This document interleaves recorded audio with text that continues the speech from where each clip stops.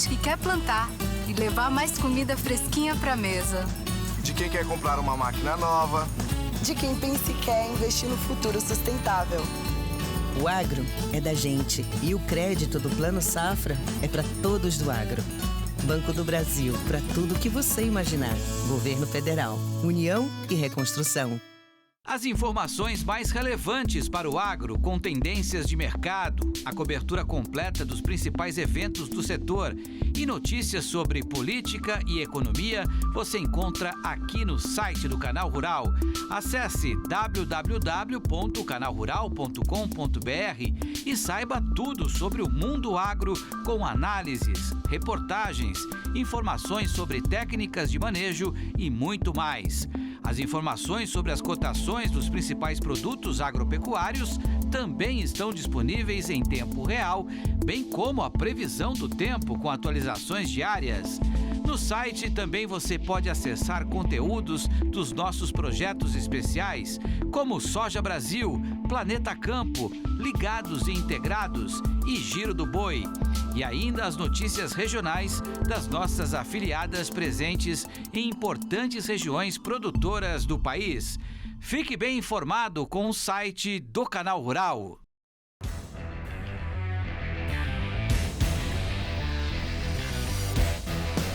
Fique ligado, em breve tem Rally dos Sertões na tela do Canal Rural. Uma realização Canal Rural e o PL. Você já baixou o aplicativo Lance Rural aí no seu celular?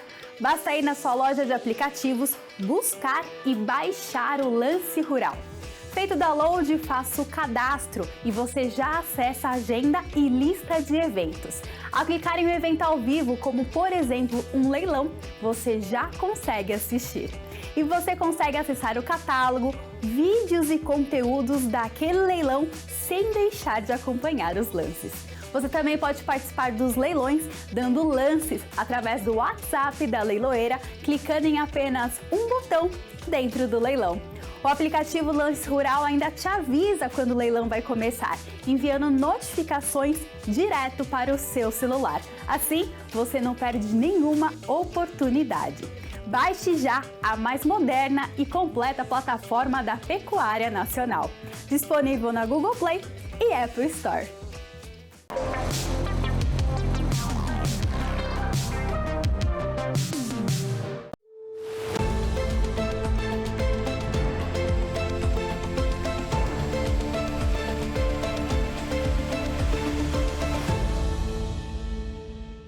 Oferecimento Cred Citrus, pés no chão e raízes no agro. Olá, boa tarde. Começa agora o Mercado e Companhia com o que acontece de mais importante na economia e no agronegócio. Hoje é quinta-feira, dia 20 de julho de 2023. Acompanhe os destaques dessa edição comigo. Rússia intensifica ataques contra portos da Ucrânia e pressiona a cotação do trigo no mercado internacional. O cereal chegou a atingir a maior alta diária desde o começo da guerra. Brasil deve registrar novo recorde de produção de milho segundo a safra, com cerca de 108 milhões e 200 mil toneladas. Entenda o cenário para o produtor. No Rio Grande do Sul, agricultores estão preocupados com o novo calendário de semeadura da soja e o setor pede revisão. Onda de calor no hemisfério norte provoca temperaturas de mais de 50 graus na China. Os detalhes na previsão do tempo. E mais, estudo aponta que a produção brasileira de grãos pode totalizar cerca de 390 milhões de toneladas nos próximos 10 anos. Tem ainda as cotações, análise e muito mais. Mercado e Companhia já está no ar.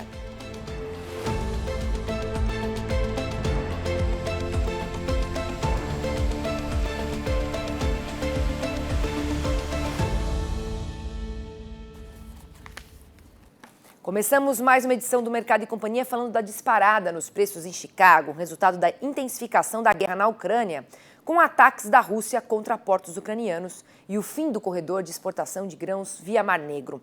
Após o segundo dia consecutivo de bombardeios, os contratos futuros do trigo nos Estados Unidos dispararam 8,5%, a maior alta diária desde o começo da invasão da Ucrânia pela Rússia.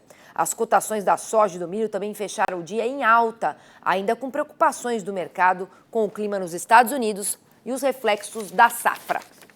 E para entender melhor esse cenário, nós ouvimos o analista de mercado Vlamir Brandalize, que destacou alguns outros fatores que vêm contribuindo para a alta do trigo e os principais pontos de atenção para o produtor brasileiro. Olá pessoal, seguinte, o mercado do trigo tem uma reação aí muito forte em função da não renovação do acordo lá do corredor humanitário ali da Ucrânia, no Mar Negro.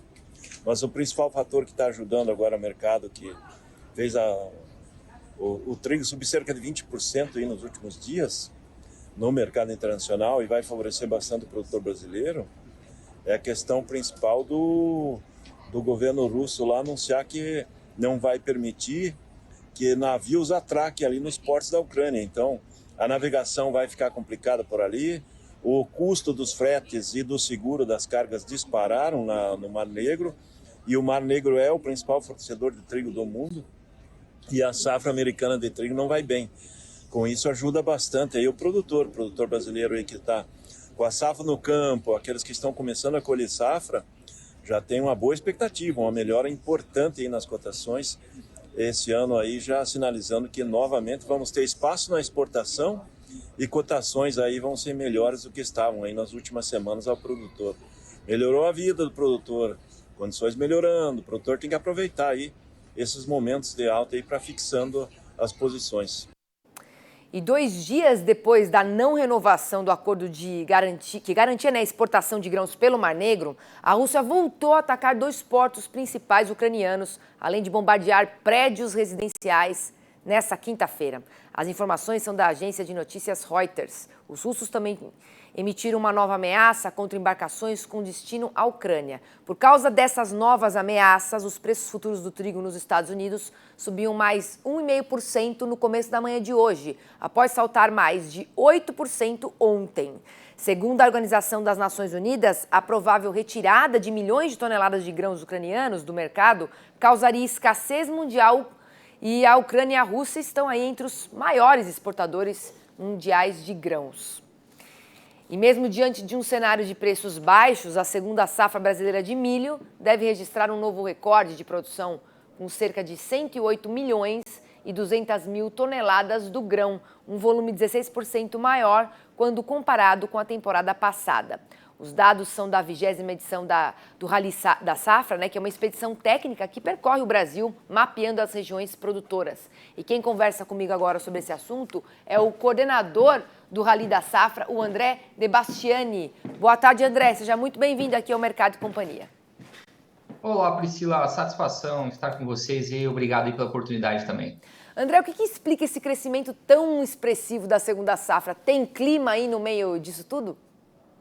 Sem dúvida alguma tem clima. Clima é um fator importante e determinante hoje da safra brasileira. Só uma pequena correção, Priscila. A estimativa que a gente tem trabalhado hoje são de 107,2 e não 108, como está aparecendo aqui na tela, que esse é um resultado muito expressivo, uma safra recorde, como a gente já havia colocado, e o clima é o principal fator, né? Mas a gente pode trazer algumas outros componentes também. Nessas avaliações que a gente tem visto no campo, por exemplo, fica muito claro que o desempenho de lavouras tardias, que geralmente são lavouras com desempenho um pouco mais baixo, esse ano estão apresentando ótimos resultados.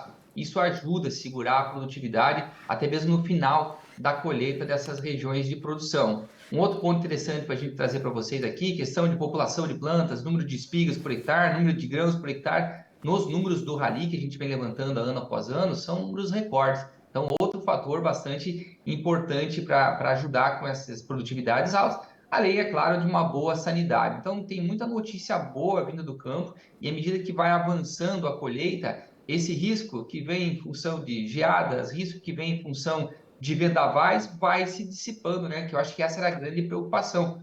Foi uma safra que começou com uma série de preocupações e eu acho que aos poucos a gente vai superando elas. Tá certo, registrado aqui, já corrigido, viu, André? 107,2 milhões de toneladas aí na tela. E no quesito de produtividade, e área plantada, quais foram os estados que mais se destacaram nessa 20ª edição do Rally da Safra? Bom, não tem como não mencionar o Mato Grosso, né? O Mato Grosso responde aí por 50% da produção brasileira de milho segunda safra, são 53,5 milhões de toneladas. e a produtividade foi excelente. Estamos falando de 120 sacos de média para o estado do Mato Grosso, né? Então, é um recorde para o estado do Mato Grosso, é um recorde para o estado de Goiás também, que está alcançando os 116,9, recorde para o estado do Mato Grosso do Sul. Só faltou o Paraná bater esse recorde, que não acontece esse ano, mas também com boas produtividades. Então, de forma geral, todas as regiões tiveram boas condições climáticas. Pega aí até o próprio norte do país, norte e nordeste, pegando Maranhão, Piauí, Tocantins, que não são regiões tão tradicionais de produção de milho segunda safra. Esse ano, até mesmo especialmente por conta do Laninha, tiveram mais chuvas e tiveram condição aí de entregar bons resultados também. Com uma média nacional, estamos falando aí de 105,5 sacos, é o resultado para a média Brasil. E a gente recentemente tem acompanhado muito o grande déficit de armazenagem, né, de grãos para a safra brasileira. O que o produtor pode fazer para que isso não se torne um problema para o planejamento aí das próximas safras? Bom, de fato, eu acho que essa é um pouco das consequências dessa super safra que a gente está tendo, né? Tem que lembrar que não é só uma grande safra de milho, é uma grande safra de soja também. E esse é um ano especial que o produtor não comercializou a safra, ou ainda demorou muito para comercializar. Então, o problema com a questão de armazenagem, ele começa também pela questão de comercialização atrasada. O produtor optou por esperar por uma reação dos preços que acabou não acontecendo, e quando a gente começou a colher milho aí, a gente viu os nossos armazéns estarem cheios ainda de soja. Então, esse é o primeiro problema. Claro que todo investimento a mais em termos de armazenagem, ele é bem-vindo. Só que demora, né, Priscila? Não é algo que vai acontecer do dia para a noite. Então, o produtor, de fato, tem que se preocupar ou ter uma programação de comercialização que não coloque em risco aí o armazenamento da sua safra, ou até mesmo buscar formas alternativas. Hoje, por exemplo, o Mato Grosso, o próprio Goiás, tem trabalhado muito com o silo bolsa, colocando muito milho no silo bolsa, o que tem, inclusive, retardado um pouco o ritmo de colheita. O Mato Grosso poderia estar muito mais avançado na colheita, a gente estima que está em torno dos 70%, e não está acontecendo porque essa operação do silo bolsa ela é um pouco mais demorada.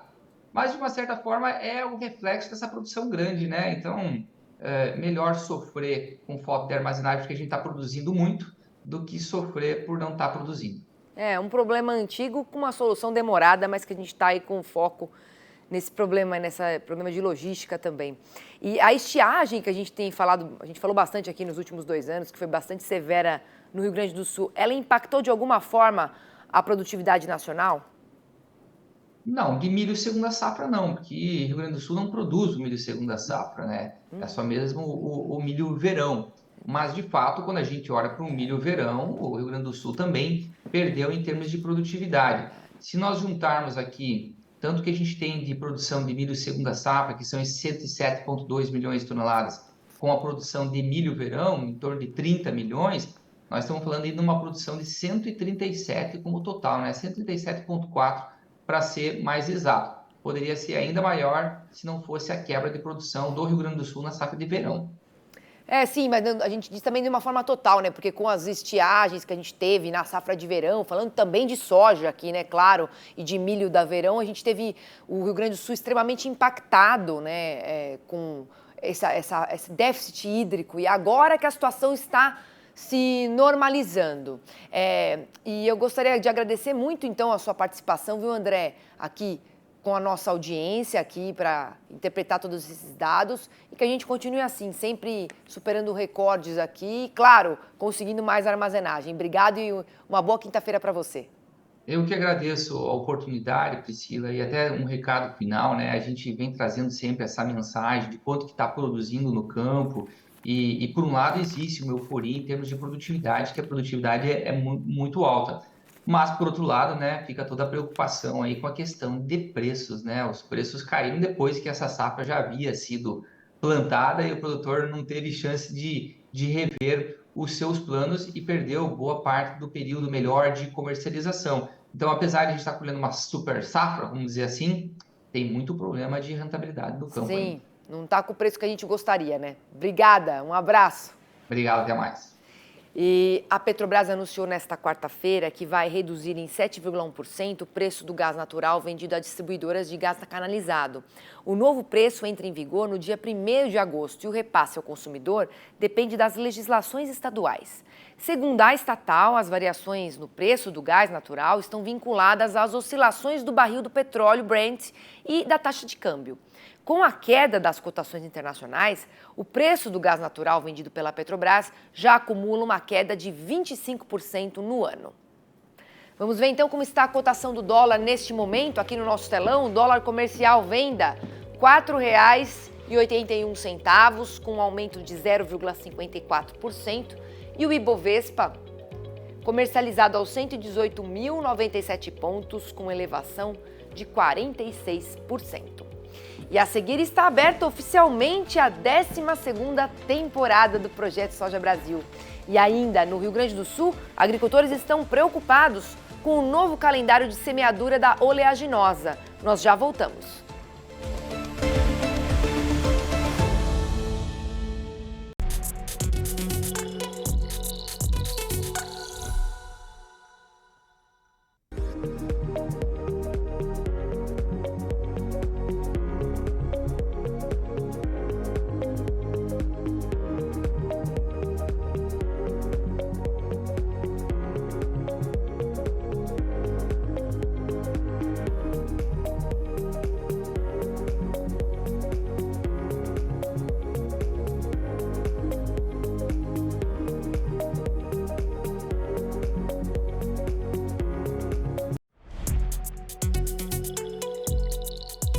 Cotação da soja, oferecimento Bayer. Se é Bayer, é bom. Usar o sol como energia renovável é cooperar com o futuro. O Sicredi construiu uma moderna usina solar em Mato Grosso, em uma área com mais de 18 mil painéis solares que garantem a produção de energia limpa para 140 agências em todo o estado, reduzindo custos e principalmente as emissões de carbono. Afinal, se o sol coopera com a gente coopera com o planeta. Sicredi, onde o dinheiro rende um mundo melhor.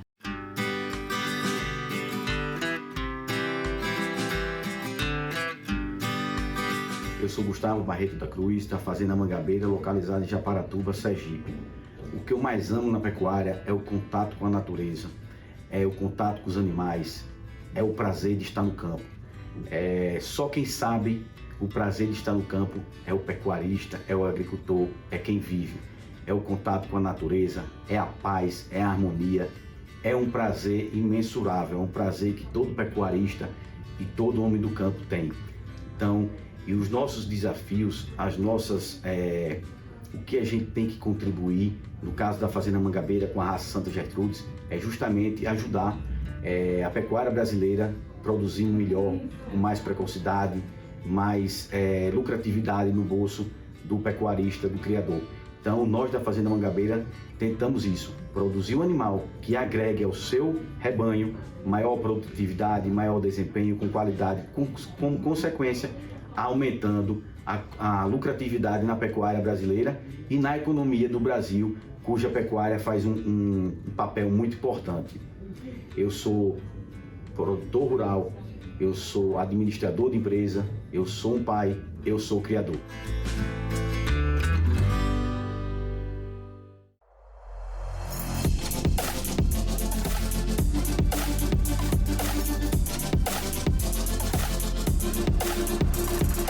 Uma realização Canal Rural e a ProSoja Brasil. Patrocínio Ihara. Agricultura é a nossa vida. Mitsubishi L200 Triton Sport. Mais robustez no campo. Apoio Monsoy. O M do que é melhor vem do M de Monsoy. Coordenação técnica Embrapa. Consultoria Safras e Mercado e Ex-Weather.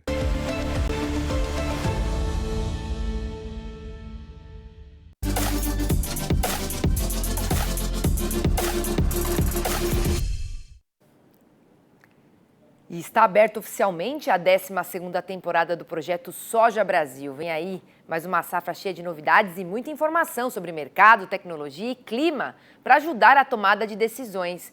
E o que esperar da safra 23-24? Sobre esse assunto eu vou conversar agora com o presidente da ProSoja Brasil, o Antônio Galvão. Boa tarde, Galvão. Seja bem-vindo aqui ao Mercado e Companhia. Boa tarde, Priscila. Boa tarde a todos que nos acompanham aí através do Canal Rural, Mercado e Companhia, com certeza, Priscila. Olha só. O que é esperar de uma safra, né, Priscila? A gente tem que esperar uma safra ainda cada vez maior. A gente está falando aqui de recordes que a gente supera um atrás do outro, no milho, também na soja. Agora, eu queria que você me falasse um pouquinho, porque um dos principais desafios enfrentados pelo produtor brasileiro de soja na última temporada foi o custo de produção. Vamos falar disso.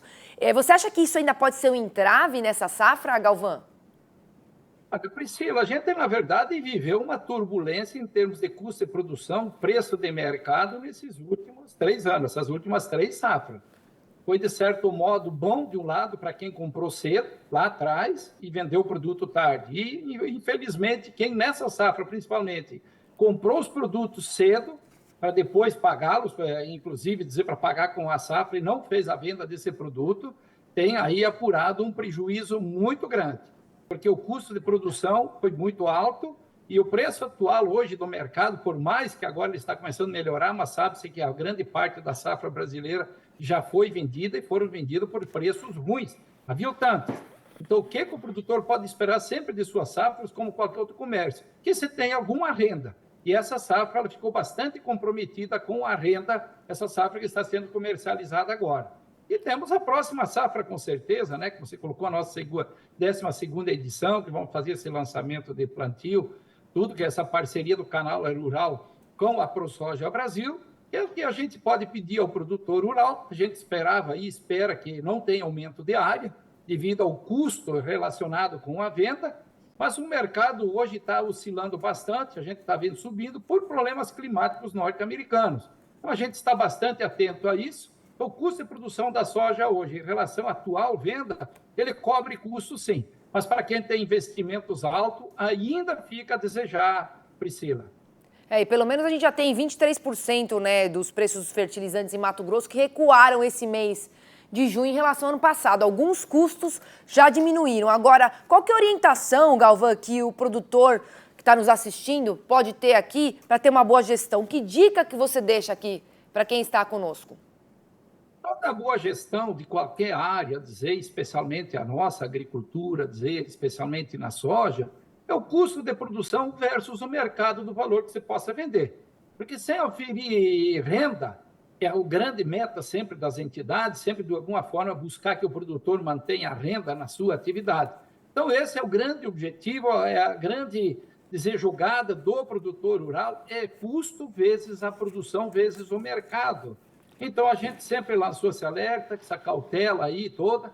O produto, sim, o fertilizante deu uma queda, deu uma razoavelmente boa, o preço deu uma subida. Vamos dizer assim que hoje o mercado de soja estaria quase dentro dos parâmetros aceitáveis que poderia se pagar esses investimentos. Então, sempre a cautela, a canja de galinha, a gente sempre fala aqueles 2C, né, Priscila? Ele é muito bom. Mas o que a gente sempre busca, assim, na atividade nossa, como qualquer outro negócio, é a renda garantida para a gente poder pagar os investimentos, o custo que a gente tem da própria lavoura.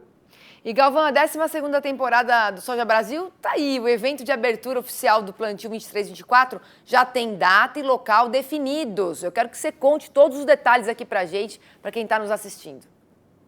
Com certeza será feito aqui no nosso estado onde a gente praticamente vive há 37 anos, em Mato Grosso. Será feito em Jaciara, nunca fizemos ainda nesse município, importante município aqui, no sul do estado do Mato Grosso, na fazenda Aimoré, da família Giacomelli, amigos da gente há tanto tempo, muitos e muitos anos, onde também foram presidente do próprio Sindicato Rural de Jaciara, no dia 29 agora de setembro, onde já está liberado o plantio a partir do dia 16 de setembro. E com certeza a nossa parceria é sempre muito sólida, muito respeitosa pelas partes, tanto o Canal Rural em relação à ProSoja Brasil, assim vice-versa, a ProSoja Brasil com o Canal Rural. E com certeza a gente espera aí um bom público, como sempre tivemos.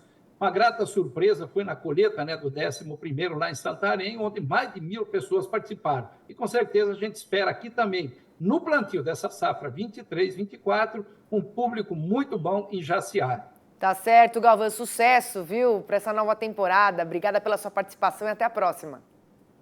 Obrigado aí pela oportunidade, Priscila, pode ter certeza. A gente sempre está à disposição do Canal Rural e a gente sempre teve as portas abertas aí. E a todos que nos acompanharam no Mercado e Companhia. Obrigada, Galvão. Boa quinta-feira. E na semana passada, o Ministério da Agricultura publicou a portaria que estabelece os calendários de semeadura da soja pelos estados, conforme você até acompanhou aqui no Mercado e Companhia. Mas algumas regiões estão pedindo a revisão dos novos prazos. No Rio Grande do Sul, um dos grandes produtores da oleaginosa no país, o tempo da semeadura na safra 23-24 ficou 40 dias menor do que na safra passada. A decisão vale para os 21 estados produtores de soja no Brasil e cada um tem prazos diferentes de acordo com a região. As datas de vazio sanitário e semeadura buscam seguir o Programa Nacional de Controle da Ferrugem Asiática e eliminar o fungo causador, mas desagradou alguns produtores. No Rio Grande do Sul, o período onde não pode haver soja plantada ficou de 3 de julho a 30 de setembro. E a semeadura da próxima safra está autorizada de 1º de outubro a 8 de janeiro. São 40 dias a menos do que na safra 22-23. A cultura da soja safrinha, ela vem tendo produtividades muito boas aqui, nesse plantio até final de janeiro. E o nosso zoneamento aqui ficou até dia 8 de janeiro só, o que é absurdo. Porque tem anos que chove muito em novembro e dezembro aqui, que inclusive a soja safra a gente é forçado a semear até depois do dia 8 de janeiro. Então é uma decisão que não dá para entender, não tem nenhum argumento. A Secretaria da Agricultura do Rio Grande do Sul já pediu ao Ministério da Agricultura uma revisão do calendário. A solicitação é para que a semeadura siga até 18 de fevereiro e possa viabilizar a safrinha de soja plantada em algumas regiões do estado e outras culturas, como o milho em sucessão. O plantio se realiza não necessariamente em todos os 99 dias estabelecidos, mas em menores dias em função da viabilidade, das condições de solo, condições de clima, enfim.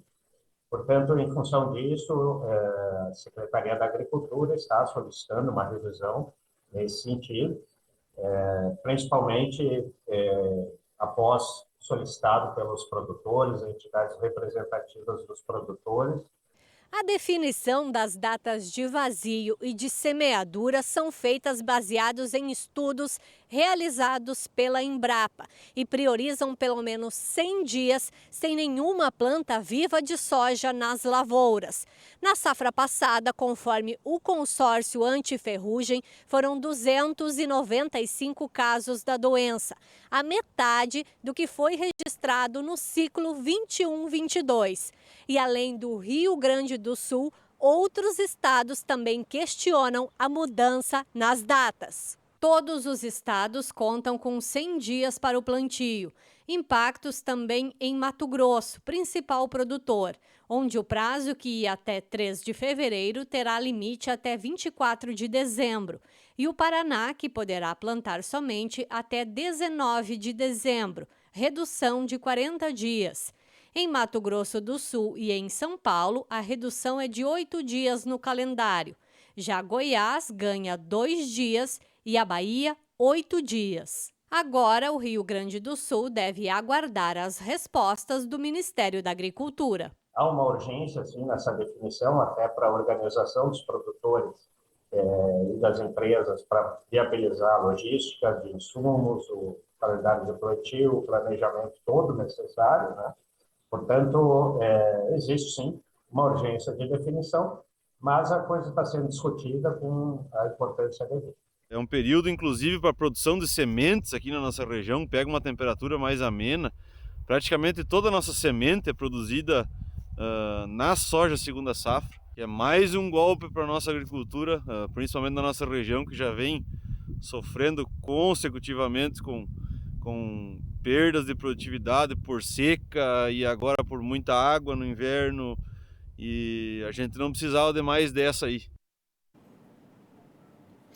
E a safra brasileira de grãos deve crescer 24% nos próximos 10 anos, podendo totalizar cerca de 390 milhões na safra 2032-2033. Soja, milho, segunda safra e algodão são as culturas que vão impulsionar esse crescimento. A área de grãos deve expandir dos atuais 77,5 milhões de hectares para 92,3 milhões de hectares na próxima década. Os números são do estudo de projeções do agronegócio feito pela Secretaria de Política Agrícola do Ministério da Agricultura e pela Embrapa. Mais informações sobre o estudo, projeções do agronegócio, você acompanha no nosso site, canalrural.com.br.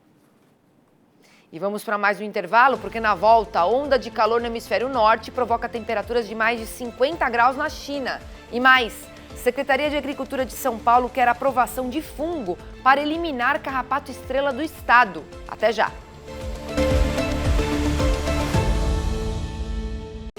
Agora, a Ouro Fino Saúde Animal faz parte da programação do Canal Rural com o programa Ouro Fino em Campo.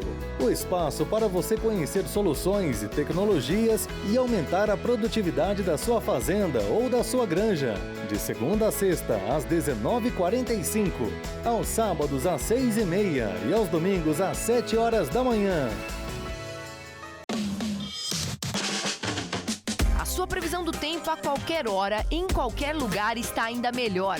O podcast Canal Rural Clima, agora com mais informação, análises mais detalhadas das condições de chuva e temperatura, em um bate-papo com o meteorologista do Canal Rural, Arthur Miller. Tudo para você tomar a melhor decisão no campo, faça chuva ou faça sol. Canal Rural Clima, o seu podcast do tempo especializado em agro, sempre às segundas e às sextas-feiras, nas plataformas Spotify, Deezer, Apple, Google e Amazon.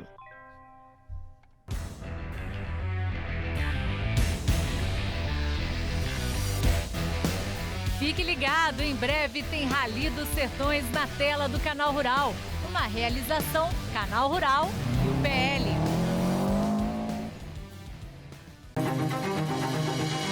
Protagonismo de quem nasce para a vida no campo, a alegria de quem ama o que faz, a lida diária, o suor de cada dia, as delícias feitas com maestria, do pequeno ao grande produtor. A paixão pelo leite é o que nos move. Desbrave com a gente os caminhos do ouro branco pelo Brasil. Ouro Branco, leite e progresso. Acompanhe a 12ª temporada do projeto Soja Brasil. Ao longo da safra 2023-2024, fique bem informado com as notícias do campo, conteúdos técnicos e informações de mercado e clima na tela e nas redes sociais. Projeto Soja Brasil, uma safra de informações. Uma realização Canal Rural e a ProSoja Brasil. Patrocínio Ihara. Agricultura é a nossa vida. Mitsubishi L200 Triton Sport. Mais robustez no campo.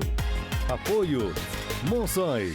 O M do que é melhor vem do M de Monsoy. Coordenação técnica Embrapa. Consultoria Safras e Mercado e Exweather.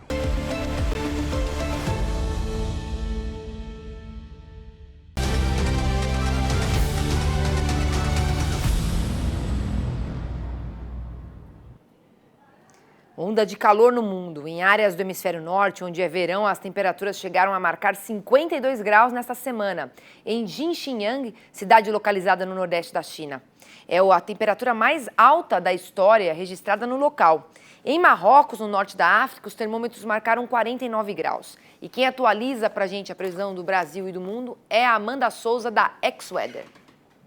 Durante a tarde desta quinta-feira, inclusive, muito calor no mundo todo. Temperatura máxima de até 37 graus em cidades da Espanha. Na Itália, também máximas que podem chegar aos 37 graus. Um calor muito intenso na Grécia, com máxima de até 42 graus. Essas altas temperaturas têm provocado muitos prejuízos. Não tem provocado só a morte das pessoas, mas também tem provocado muitas queimadas em diversas florestas do mundo.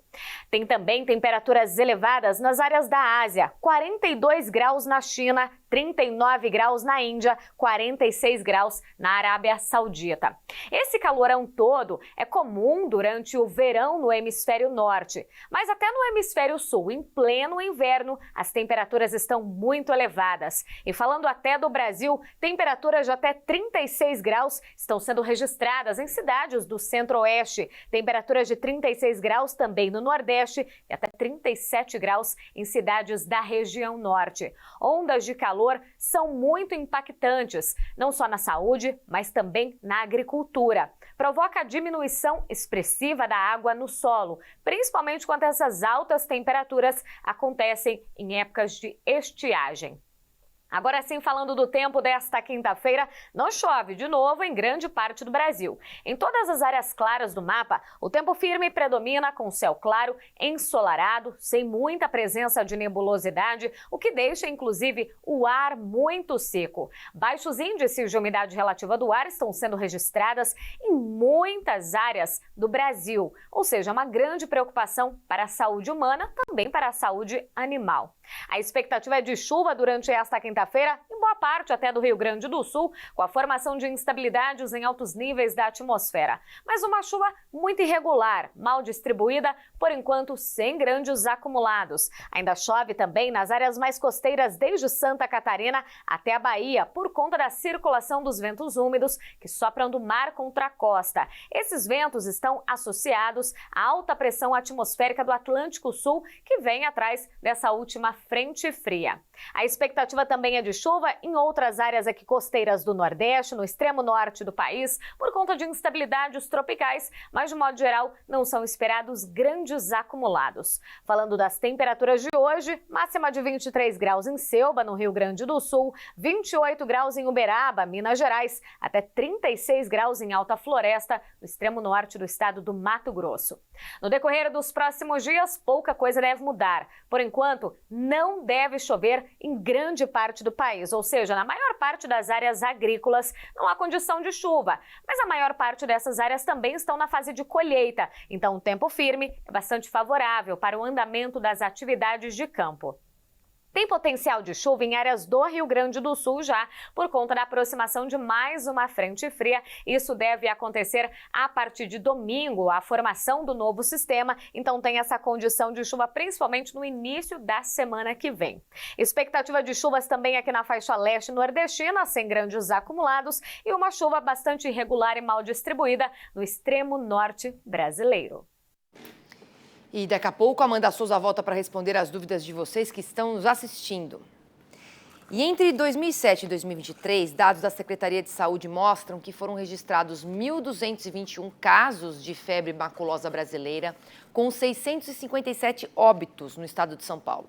As 4 mortes causadas por febre maculosa no estado nos últimos meses acenderam um sinal de alerta sobre a necessidade de novos métodos de combate à proliferação do carrapato estrela, que transmite a bactéria causadora da doença.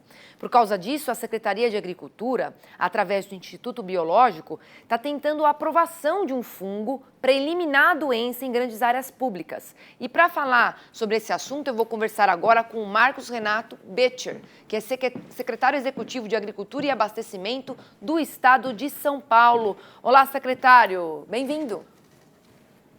Olá, boa tarde. É um prazer falar com você. Secretário, o governo paulista está empenhado em buscar a aprovação do produto. Quando isto está previsto para acontecer? Então, como você relatou aí no início, essa questão nos preocupa demais e a Secretaria, de fato, está empenhada em buscar soluções para combater esse carrapato estrela, que o condutor dele é a capivara, né? E a população da capivara, ela se aumenta de forma vertiginosa, né? É uma espécie da fauna brasileira, então é proibido qualquer controle sobre ela, né? Caça, por exemplo. E quando houve esse problema sério que chocou a todos lá em Campinas, o pessoal indo a um evento e dias depois irem a óbito, isso de fato deu um alerta muito grande aqui na gente. E particularmente em mim, né? Aí eu logo chamei o pessoal da assessoria técnica aqui e perguntei se nossos institutos de pesquisa não tinha nenhum produto, né? Nenhum agente biológico para fazer esse combate. E, para minha surpresa, e uma surpresa bastante agradável, a resposta foi afirmativa. Então, na segunda-feira, o secretário Junqueira fez esse pedido emergencial para o Ministério, né? Acho que é a Anvisa que deve autorizar, e esperamos que isso venha, essa resposta positiva, o mais rápido possível. Perfeito. E o carrapato estrela, né? Ele não é um inseto, ele é um aracnídeo. E ele consegue sobreviver no meio ambiente por 2 anos, podendo infectar, então, outros animais hospedeiros, que é no caso aí das capivaras, que estão em crescente ali, proliferação também, como você falou, né? Então, é algo que precisa ser feito o quanto antes mesmo, né? Porque se o carrapato ele consegue sobreviver 2 anos ali infectando, imagina, né, a dificuldade e a preocupação que a gente tem que ter a respeito disso, porque pode trazer muitos danos, né? Exatamente. E a metodologia, né, para aplicação desse fungo, que foi pesquisado e já testado e aprovado pelo nosso Instituto Biológico, é bastante simples, né? É uma aplicação que se faz de outubro a fevereiro, março, no período das águas, uma pulverização nas áreas de pastagem, gramas, né, de parques, etc., uma vez a cada 30 dias. Isso deu um resultado bastante satisfatório e que nos anima bastante a resolver esse problema. E esse produto biológico, ele é seguro para o meio ambiente, secretário? Sim, é extremamente seguro. É um produto que, segundo o pesquisador nos informou, já existe para 147 cepas, né? Ele é utilizado na lavoura de cana, soja, milho, inclusive em horta, né, orgânica, né? Ele combate insetos, a mosca branca, e a principal aí em cana, soja, é a cigarrinha. Então, ele é extremamente seguro, já que é autorizado a sua aplicação até na agricultura orgânica. Então, já existem outros produtos como esse no mercado, mas precisa de autorização dos órgãos federais para o uso, né? Para o uso específico no combate ao carrapato. Perfeito. E quais que são as vantagens desses... Diga, por favor. Ele tem autorização, né, para essas outras finalidades. Então, ele está no mercado. Perfeito. E quais que são as vantagens, né, quando a gente compara com o que já existe atualmente? Então, a vantagem, ela salta aos olhos, né?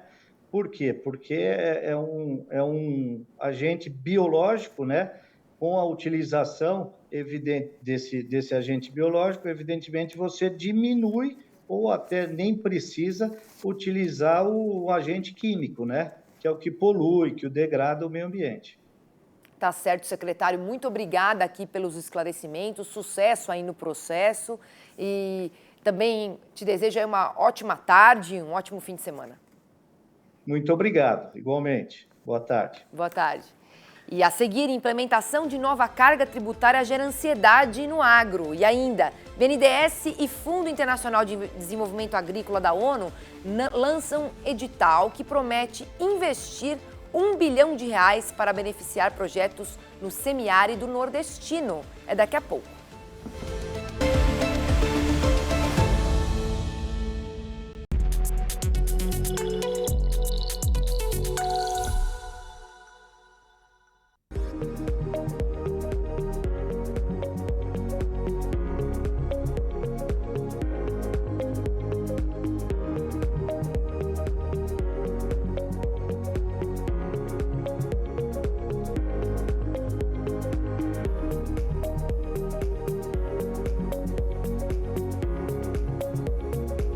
Curiosidade do agro. Você sabia que na indústria de cosméticos as sementes de cenoura são usadas para compor notas aromáticas amadeiradas ou terrosas? Mas a ligação entre cosméticos, higiene e produtos agrícolas vai além. A dextrose de milho é utilizada em cremes dentais para tornar mais fácil a sua dissolução em água. Já os shampoos e sabonetes levam extratos de ervas, como camomila e babosa, para tratar nossa pele e cabelo. E aí, gostou? Fique ligado, já já tem mais! Olá, você que acompanha o Direto ao Ponto, agora estamos num novo horário, toda quinta-feira, após o Mercado e Companhia, às 13h30, sempre trazendo informação, entrevistas especiais, para que você possa ficar cada vez mais informado. Não esqueça, toda quinta-feira, às 13h30, no Direto ao Ponto. Direto ao Ponto. Oferecimento, Plataforma Intacta 2 Extend. O futuro da soja é seu. A Prosmate, Associação dos Produtores de Sementes de Mato Grosso. Sicredi, onde o dinheiro rende um mundo melhor.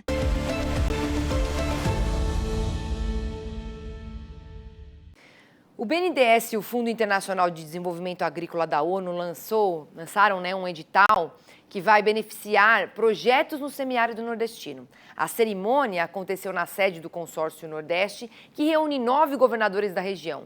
Repórter Carla Letícia tem os detalhes. Sertão Vivo foi o nome dado à chamada pública que vai selecionar 4 projetos que promovam o aumento da resiliência climática da população rural do semiárido do Nordeste brasileiro. O presidente do BNDES, Aloísio Mercadante, do FIDA, Álvaro Lário, e o ministro do Desenvolvimento Agrário e Agricultura Familiar, Paulo Teixeira, participaram do lançamento. A governadora do Rio Grande do Norte, Fátima Bezerra, representou os governadores dos estados nordestinos. É muito significativo, pelo que representa a reunião dessas 3 instituições para que a gente possa voltar o nosso olhar no que diz respeito ao enfrentamento das desigualdades rurais e o fortalecimento e a expansão da agricultura familiar.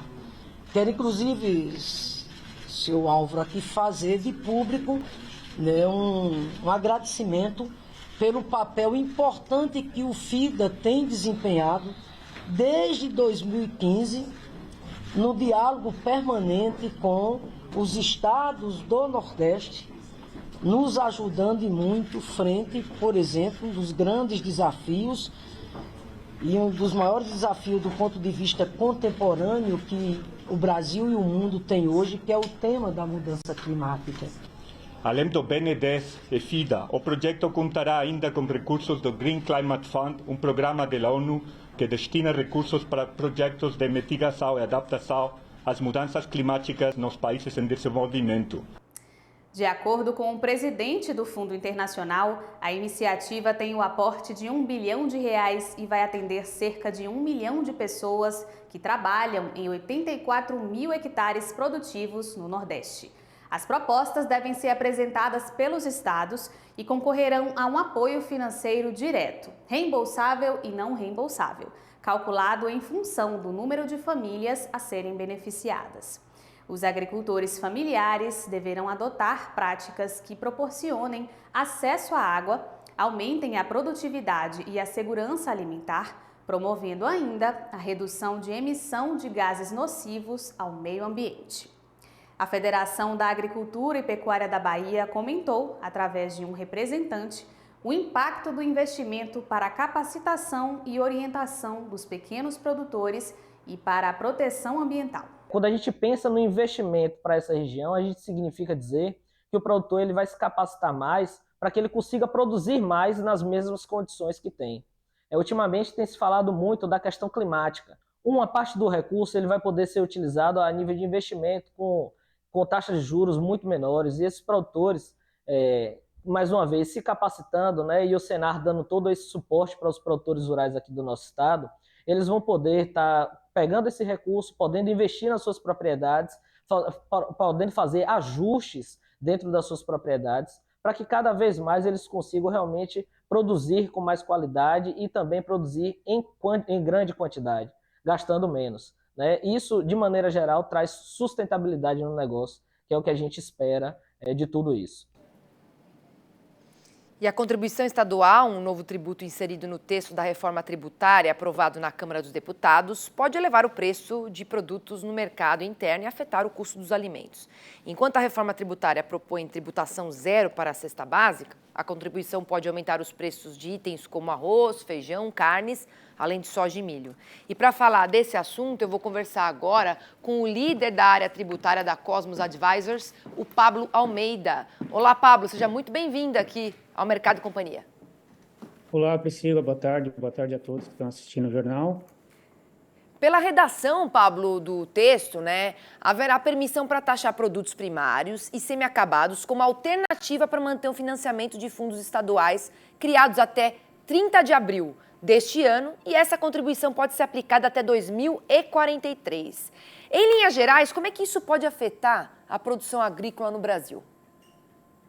Em grande parte porque a ideia inicial da reforma é você ter a neutralidade, Então, o governo vem insistindo nessa questão de que a ideia é que isso seja neutro, só que quando você tem setores, isso pode não refletir a realidade de fato, Porque você teria algumas distorções.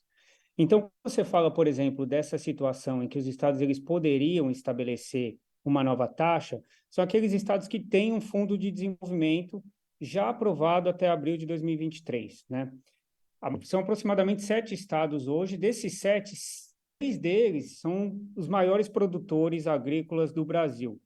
Então, apesar da maioria dos estados concordarem com essa nova forma de distribuição do imposto arrecadado, o que pode acontecer é que, no decorrer do tempo, eles implementem alguma taxa vinculada a esse fundo. Essas taxas, geralmente, elas têm que ser investidas nesses fundos para que, de alguma forma, eles consigam extrair mais recursos para financiar suas operações, para financiar os fundos e o desenvolvimento. Então, dessa forma, nesse caso, pode haver, sim, um aumento da carga tributária, uma taxação um pouco maior para determinados setores, principalmente para o agro. Correto. E de acordo com esse novo modelo de proposta, Pablo, a arrecadação do tributo sobre o consumo ela vai ser enviada à região de destino. Então, os estados compradores vão ser beneficiados com a arrecadação.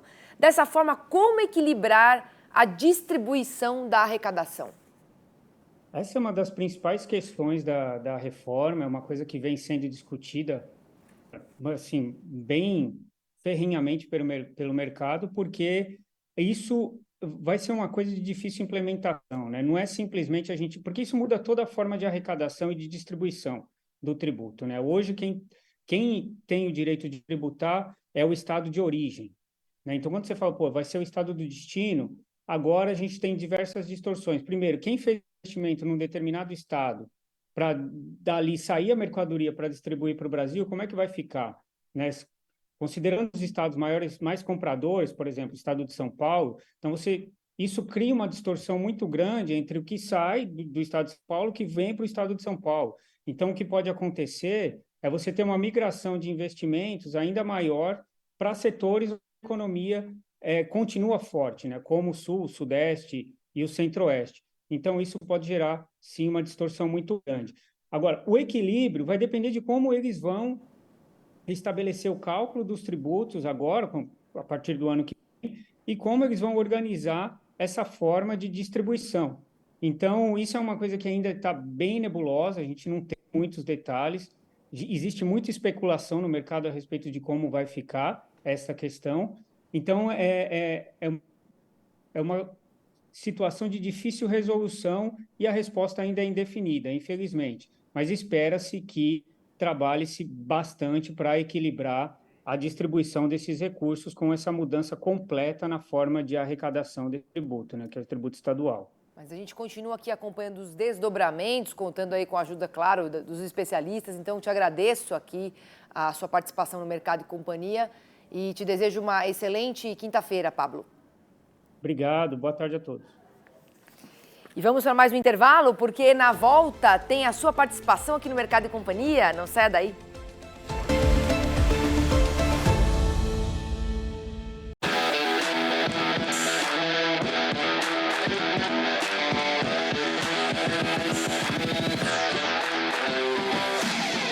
Patrulheiro Agro, a voz do campo sem fronteiras. Apoio à ProSoja Mato Grosso.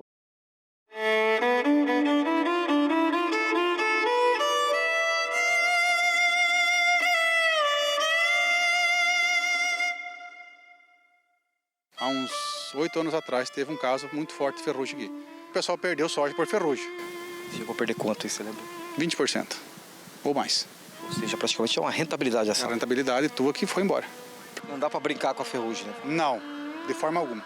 Não com a ferrugem, nem só com a ferrugem, mas com as doenças de final de ciclo. Ferrugem, na verdade, piora a situação, é uma porta de entrada para as outras doenças, então evita a ferrugem. Considerando que o fungo somente se desenvolve e se multiplica em hospedeiros vivos, a presença de plantas de soja no período da entre-safra, seja aquelas nascidas dos grãos perdidos na colheita ou dos caminhões durante o escoamento da produção, cria uma ponte verde para a sobrevivência do patógeno, elevando o risco de perdas de produtividade e de aumento do número de aplicações para o controle da doença na safra seguinte. A consciência que o produtor tem que ter, com certeza, Pedro, é a segurança dele. O ganha-pão dele é a produção de soja e milho. Então ele tem que manter a lavoura quanto mais limpa, melhor. Planta de soja que nem pensar. Nem pensar. Não pode. Tem que eliminar, viu? Tem que eliminar. Agora, deixar bem claro também, né, Zilton? Isso daí é um problema que envolve todos, né? Não é só você aqui, né? Tem que ser uma ação coletiva aqui para poder ter sucesso, né? Uma ação coletiva, Pedro, dentro das propriedades, inclusive nas beiras de rodovia. É uma questão complexa, né? Mas o INDEA está atuante. O produtor, muitas vezes, a propriedade, quando se encontra nessa região de estrada, o próprio produtor ele acaba fazendo de forma voluntária, muitas vezes, né? Embora a legislação não preconize a obrigatoriedade do produtor, e sim, às vezes, da prefeitura, se for estrada vicinal, né? E no caso de estado, rodovias estaduais, a obrigatoriedade ela pertence ao estado também, né? E no caso de BR, das rodovias federais, é a União, ou no caso aqui na nossa região aqui no norte do Mato Grosso, a Rota Oeste, né? E ela acaba realizando essa limpeza para evitar a planta baixa, a planta viva de soja nesse período. Hoje é muito raro a auto-infração referente a essa irregularidade aí, né? Que é no caso de encontrar a planta viva. A gente se atenta muito a isso e o produtor ele está muito ligado ao campo e muito próximo ao INDEA. Reconhece o nosso trabalho e a gente aproxima cada vez mais o produtor para dentro do INDEA. Momento de ter capricho, porque isso vai evitar também custos maiores lá na frente que muitas vezes não traz a eficiência que o produtor precisa no controle. Podem aumentar ainda mais os custos do produtor, diminuindo a renda ou até podendo ameaçar aí a continuidade do produtor na atividade. O vazio é para ser obedecido e tenho certeza que a maioria que está hoje fazendo parte desse time aí que faz o plantio da cultura de soja, de milho, eles sabem a importância que isso significa para nós. Isso veio para nos ajudar, está aí o resultado consolidado e não vamos correr risco. Importante o produtor cuidar, não deixar de soja tiguera na lavoura. Tanto de soja, quanto de algodão ou qualquer outra planta que a gente já planta. O próprio milho também. O milho tiguera também causa a proliferação de cigarrinha, que causa doenças. Mas é pela própria limpeza, a segurança contra incêndio. Então, assim, você está fazendo dois serviços para a tua propriedade, para o meio ambiente e para o ser humano.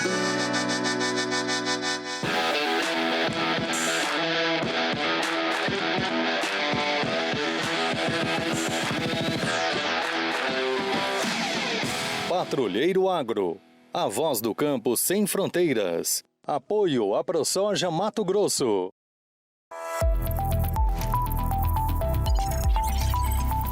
Santa Catarina e o Agro 4.0, uma realização Canal Rural, FECOAGRO, OSESC, Sindicarne, ACAVE e FAESC Senar. Apoio Supercampo e Cicobi. Apoio institucional, Secretaria de Agricultura de Santa Catarina.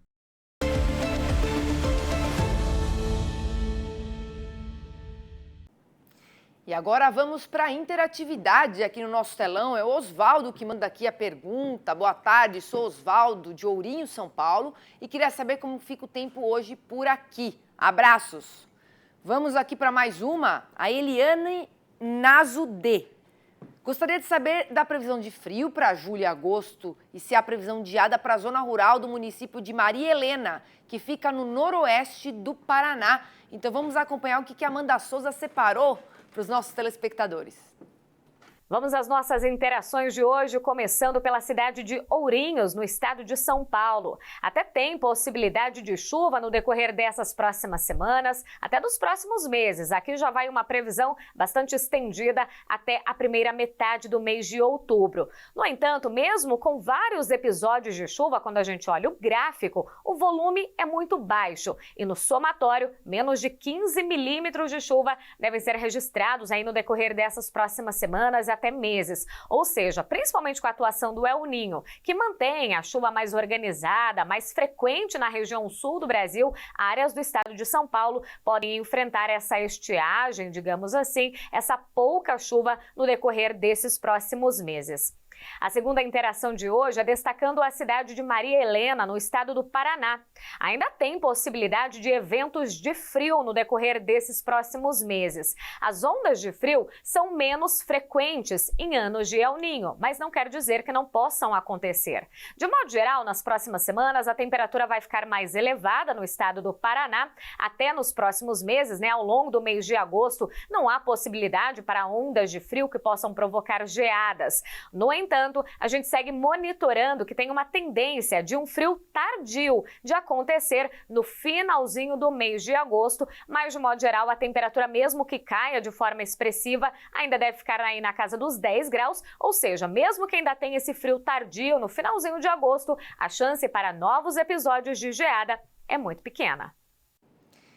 E os 4 principais grãos cultivados em Santa Catarina com o sistema plantio direto somam uma área de 1.289.000 hectares. Além dos benefícios para o solo, o método conservacionista garante aos agricultores catarinenses uma economia de mais de R$1 bilhão.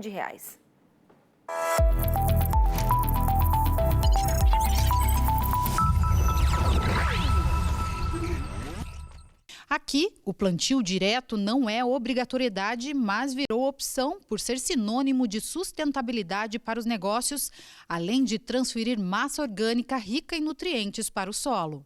Você diminui custo, melhora o teu tempo, né? Não perde o tempo, no caso. Maquinário, economia com combustível e tudo mais, né? E a melhor época você consegue melhor época de plantio, né? De semeadura do trigo, né? O Marcelo cultiva trigo silagem no inverno e milho no verão. Para ele, as características climáticas fazem do estado o melhor lugar para a cultura do milho, que além do grão, contribui com a palhada. No caso do trigo, o produtor sabe que o cereal é exigente em nitrogênio. Por isso, investe no plantio direto e usa na cobertura de solo o nabo forrageiro, que garante a oferta da substância para a planta. Aí comecei a agregar mais produção por hectare. Então aí é uma forma de você liberar o nitrogênio que está disponível para a planta, no caso que será o trigo, né? E eu trabalho com organomineral, né? Eu trabalho com adubo químico também, mas no caso do trigo hoje estou trabalhando com adubo organomineral. E aí com a parte de enchimento orgânico. Não trabalho com o químico daí no trigo. A melhor região para se produzir milho é aqui, porque temos temperaturas diurnas e fotoperíodo alongadas e a noite esfria. É o que a cultura do milho busca. Então nós estamos numa região privilegiada para produzir milho. Dos cereais de inverno, o trigo silagem é o que contribui para incrementar a nutrição do gado confinado. Geralmente uma propriedade que produz silagem de trigo, aí a gente fica em torno de 20, 30 toneladas por hectare de produção, até podendo atingir até 40 toneladas por hectare. Então é um volume bem bom para a gente poder suplementar esses animais aí na entre-safra. O teor de proteína nos cereais de inverno é bem mais elevado do que das passagens de verão. Um levantamento da empresa de pesquisa agropecuária e extensão rural de Santa Catarina, a Ipagre, indica que a área total em plantio direto no estado é de 1.289.000 hectares, 767.000 de soja, 359.231 hectares de milho, 60.464 hectares de feijão são cultivados com o sistema. A área total em plantio direto de trigo aqui no estado é de 102.791 hectares. A estimativa de redução de custos para os produtores catarinenses somente com o preparo do solo para todas essas culturas foi de R$1.168 bilhões, ou seja, uma redução de gastos de R$906 por hectare. A gente deixa de gastar esse 1 bilhão. Então, os agricultores poupam, eles não sentem, né? Tu não sente o dinheiro na mão, mas o dinheiro não saiu. O adubo utilizado no trigo serve como adubo para a soja. A palha do trigo é essencial para fazer o plantio direto da soja. Então, nós temos aí uma perspectiva uma estimativa, na verdade, de mais de 38 milhões de hectares no Brasil. Mas do plantio direto com qualidade, infelizmente, né, nós achávamos que teríamos aí em torno de 20%, 25%, né, mas nós estamos hoje já acreditando que realmente esteja em torno de 10% e tem estados que é menos que isso. Agora é hora do Mercado em um Minuto, com mais notícias do mercado financeiro e de commodities.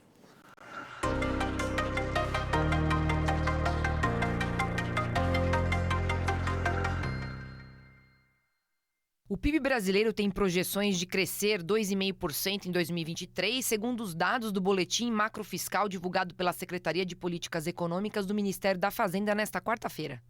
A projeção apresenta um aumento de 0,6 ponto percentual em relação à última previsão feita em maio deste ano.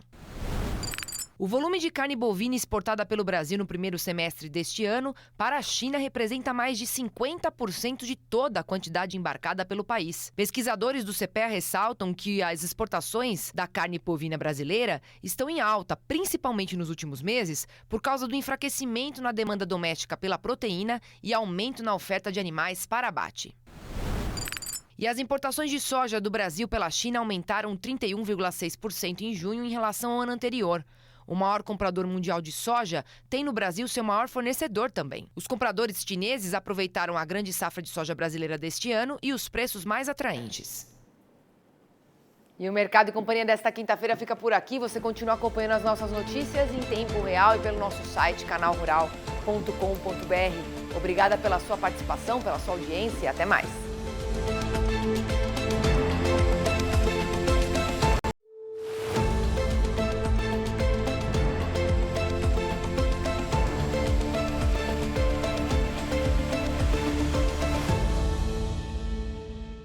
Oferecimento: Cred Citrus, pés no chão e raízes no agro. Os temas mais relevantes do agro.